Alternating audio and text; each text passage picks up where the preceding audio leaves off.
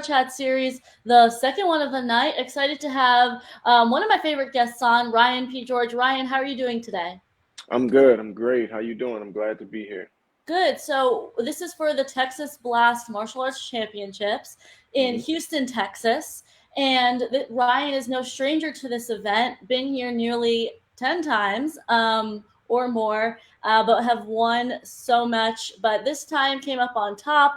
Why don't you tell everybody how you did and how the competition was while you were there? Well, the Texas Blast is a great tournament. It was the first Texas Blast. It was previously the Jam All Nationals, but it like didn't hold anything back. It was pretty much the same size crowd as it always is.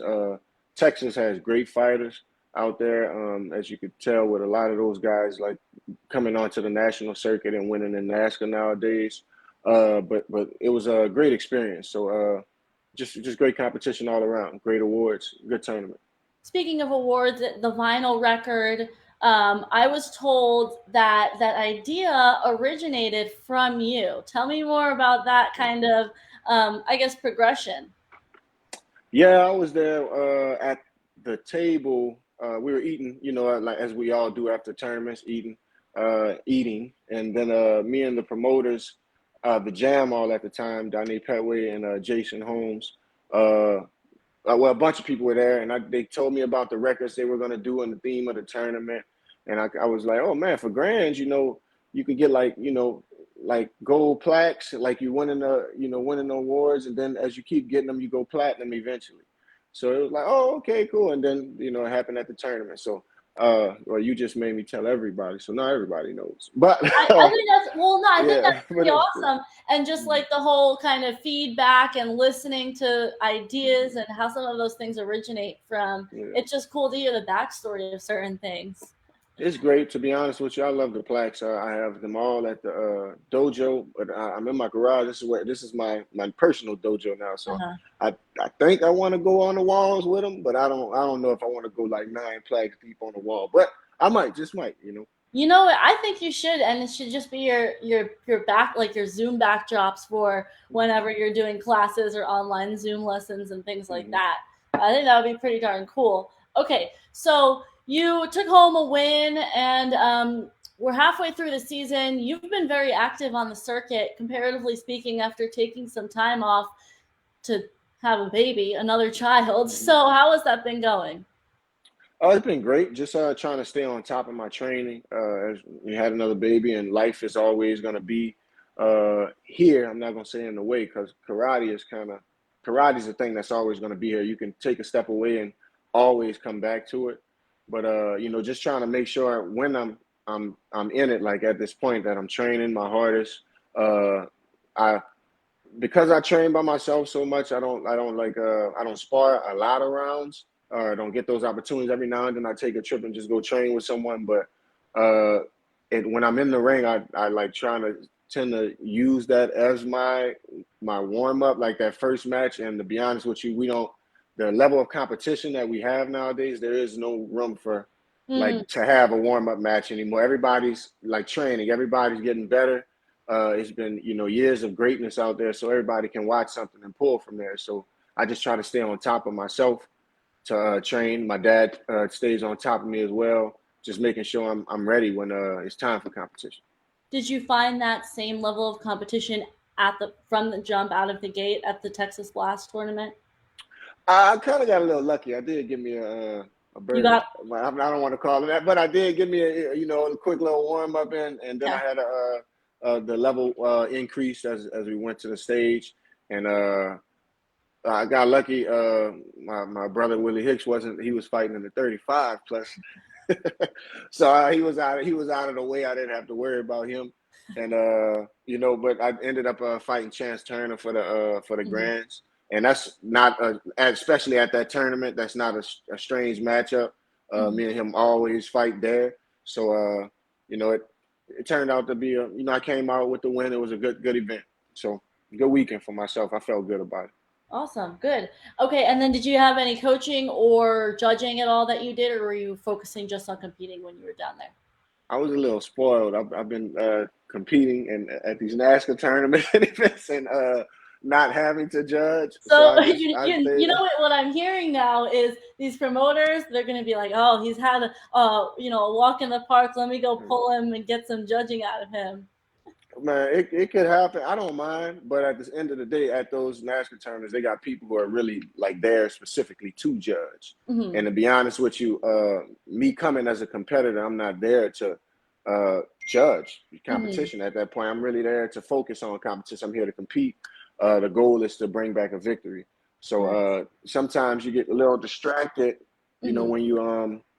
when you're judging, you can sit like back in the day. I used to sit there for hours on end and just judge. I had no problem with it, but it was a part of the game. That's how local tournaments run and Mm-hmm. operate. The judging, but when you got people depending on you to come out, they depend on you to be victorious, and uh, you have teammates that are folk that you're helping out that are there that you're fighting with. You can't go and be distracted and then come in the ring just jump in. You need to be ready, right frame of mind, and just go all out. This is your ninth time winning the Texas Blast or this tournament. Mm-hmm. Now, how have you seen, I guess, your game change in these 9 different wins? It's definitely growth. Being that it's in Texas, the fighting is a little. I'm not gonna say like tougher than the rest of the world, but tougher because Texas they hit hard. They fight everybody's tough from the juniors on up, and they got a lot of great minds out there. So like just the level of competition keeps changing. As for myself, it's constantly adjusting, constantly growing with the Texas is actually a second home for me. I graduated high school out there after Hurricane Katrina. I moved out there and finished school, so it's like just being immersed in that culture uh, just allows me to get a good growth in my karate game, of course, for sure, but just as a person as well as a black belt in general. Okay. All right. All right. And now you're in your um, karate dojo. I mean, sorry, your home dojo, which is nice to be able to have. Now, how has training been going with all of the things that are going on in your own life? I'm a late night. I'm on that night shift when it comes to Okay. training. So, but Some people are I, like right early in the morning. Others, I don't know what your work schedule is, but so you're the night trainer. I would love to be an early in the morning person, like because I used to get up and run early in the mornings and train early, but I work and now I have to wake up the hour that I may have trained. I spend that getting the boys ready to go to school and doing whatever we got to do to get out the door to make it to work on time. Mhm. Then I'm at the dojo after that, and either teaching or just supporting my dad while he's teaching, and then doing things at the dojo, and then I can't train afterwards. That would be the goal to just train right afterwards at the dojo, but then I'd be away from home like the entire day. So I Mhm. I go back home, and luckily one of my sons is in class now. So he's in class doing this thing. He can hang around the dojo a little bit after class, but that's just to finish the rest of the classes. Then I'm home, doing the home stuff again, getting everything out the way. And then once that's done, like I might get that 10:30, 11 o'clock slot. And I just put in a little time up in here to myself, uh, finish it with some stretching, and I got an inversion table. I like that inversion table, so Oh, really? yeah, I get on that thing at the end of the night and give me a little, give me a nice 10 minute, like little just rest, little meditation upside down, hit the Batman. I always feel like I'm gonna get stuck on one of those. I could have swore, I don't know if this is me making it up in my head or somebody, those scanner pages. Sometimes you can follow on Hmm. Twitter a Yeah. woman getting stuck like upside down. I don't know if I'm making that up, but I mean, I think it has happened. I wanted a massage chair, and then the next week, I just started seeing people like videos of people getting stuck inside of the massage chair. They're really just, I'm like, man, this would be bad. So, but I use that, and it works. I don't like, I've learned how to balance pretty good with it, actually, not practicing. But cool. so I do that, and then I head back, shower up, and that's a wrap, and I just repeat, rinse and repeat every day, pretty much. So not everybody has access for various different reasons to people that they can get rounds in. you have been doing this for some time and staying successful in a way that's at the top of this level. How, if you were to speak to people, martial artists who only have their garage, what would you say to them in guidance? Well, still sharp and still, obviously. So if you can find those people, do find them. But really, martial arts is an individual journey, right? So each, it's even though you're in class with a bunch of people, we may do it in teams, we compete in teams, but this is really an individual sport. At the end of the day, when you're doing forms, it's just you out there.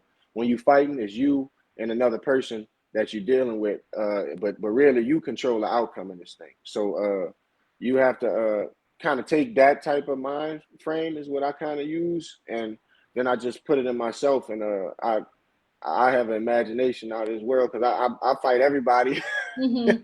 Like really, so I just kind of just use my imagination to set up scenarios and not just doing aimless drills, just Right. Mm-hmm. drilling over and over. Like I got to set up a scenario. Like I can count out like well I can just name countless times where I've literally like, okay, when I'm seeing this person, he does this, I'm going to do this, and the technique pays off. So and it's at the end of the day, like that's just one technique that worked one time, got me 1 or maybe 2 points, but now I have a whole another 2 minute fight. But who's to say that scenario is not going to come up again? And I've drilled it over and over again, and it's just automatic.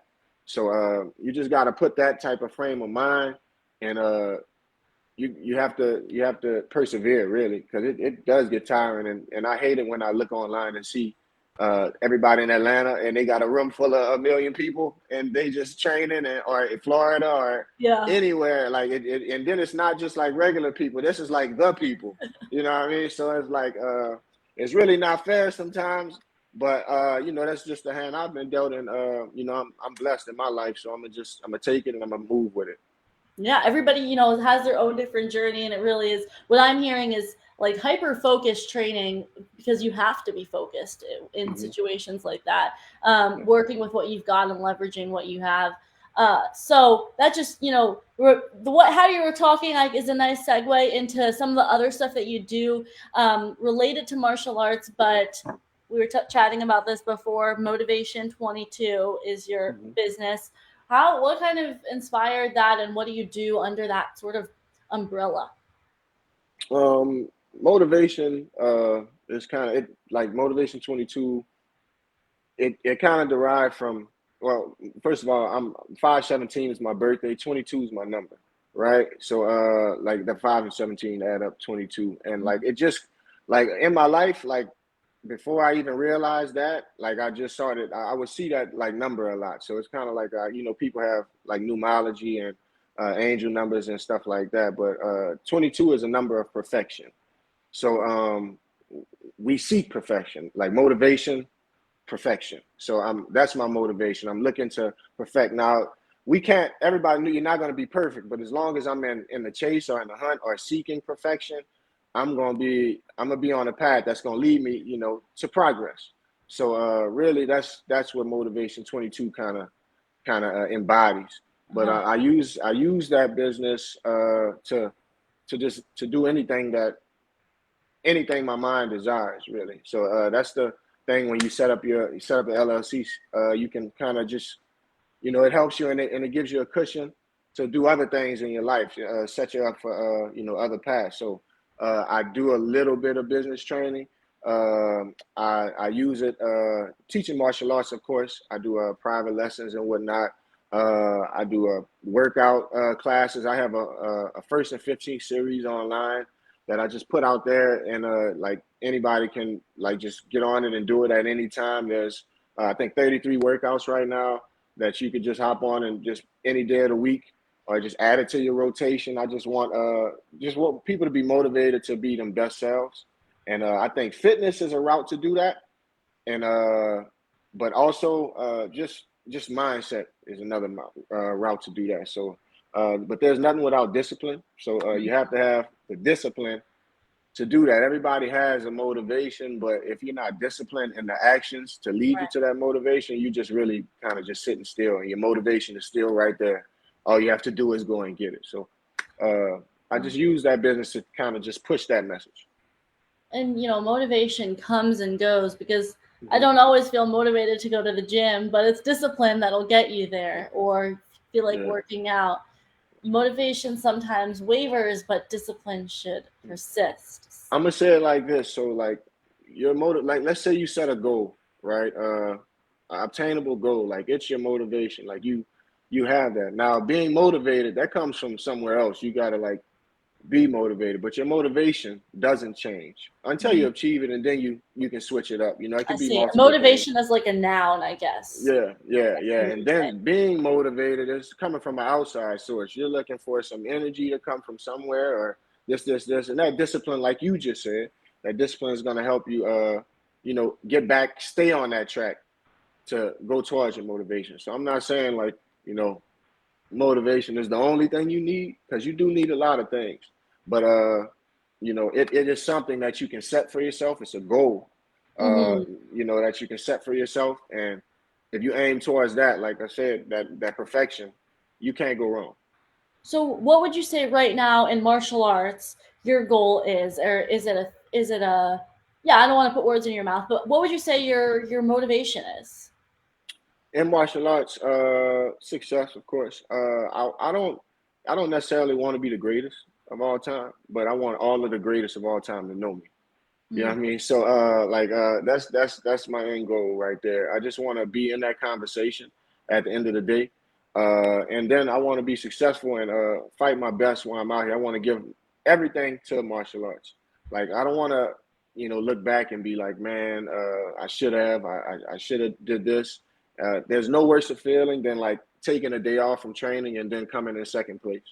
Like, and then if I Hmm. would have put the work in, like, would I have completed this goal? So I want to make sure I give everything I can to martial arts, and of course, win a couple overalls while I'm at it. Couple overalls, a little bit of money to take home, Definitely, to get your kids some more toys that they're going to ask you for, something. definitely, definitely. Okay, well, this is not your first time again at this tournament. What really, I know you said Texas is like your second home, but what really is it that brings you back to the Texas Blast and to this tournament? Well, one, it's like I say, second home, of course, but it's Dane Petway. Really, he's a good dude. I came back uh, to this tournament because this was his first event that he was throwing. So I'm like, man, I got to go back and support him there. I tried to like I put on what I thought was the gi I wore when I won it the first time, and like I'm like, man, I'm gonna rock this gi. And then the picture came up after the tournament. I was wearing a whole nother uniform. So that didn't work out, but I did wear the uniform before, but that definitely wasn't it. But I just wanted to like a nostalgic reason. I want to be there for that. I go back there for those reasons, and just the friends and the family, the camaraderie, and then they got a DJ like just getting it in. Like Dane, if I don't know if anybody know Dane Petway, his DJ Crash. He's actually a DJ and like an internet DJ and an in-person DJ as well. He do his thing. And like pretty much everybody who came up under him in that area, like karate wise, like I kind of missed this train, but all of them dudes know how to DJ. Like all of them. Like like it don't matter like what's going on. They got an actual fighter on the ones and twos most of the time that's just banging it out.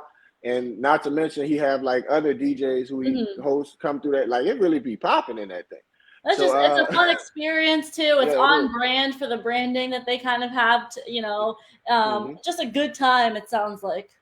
Definitely, definitely. And then like just the fighting competition, being in that atmosphere, it's great. You know? Okay. All right. Awesome. And then so this will next time will hopefully be your 10th overall. So you screenshot the uniform that you saw so that you can wear it for the 10th Yeah, time. I'll go That's for a that one. bigger I don't deal. know. It was that cross top and thing. I don't know if I'm ready for that one yet. But I didn't got spoiled with them. The ASGs and Yep. the top tens, all that. You throw that on, that's easy. But that cross top is another story. But I might. You never know. I might break it out. Okay. Well, Ryan, it was a pleasure to have you on the show again. Thank you so Hmm. much, and congratulations on what's been a successful year. But actually, I forgot. Before I wrap up, you are on the cover of the Point Fighter Live magazine that's coming out. So for anybody watching that hasn't gotten their hands on it, make sure you get the this. I'm literally in journalism, This but edition. this edition. Thank you. This edition. Issue, edition, yeah. This issue of it. If you haven't, contact Alex and get it. I'm sure you've already gotten yours, or that's exciting to see you on there. So congratulations, and I'm excited to have you on and see what else you do this season. Yeah, thanks for having me. I appreciate it. Thanks for all that you do for the sport, because thanks for giving us a voice, and not just me as a fighter, on a black belt level, but for the juniors and everybody else. We appreciate you doing this for us. Thank you. It's always a pleasure to hear the stories and the people behind some of these wins. So it's Mhm. great. All And right. you're good at it because you're one of us, you know. So Yes, yeah. that definitely does help. So I appreciate it. Well, thanks for watching the Power Chat series, and I believe this was my last one of the week. So come tune in next week. All right. See y'all later. Power, baby.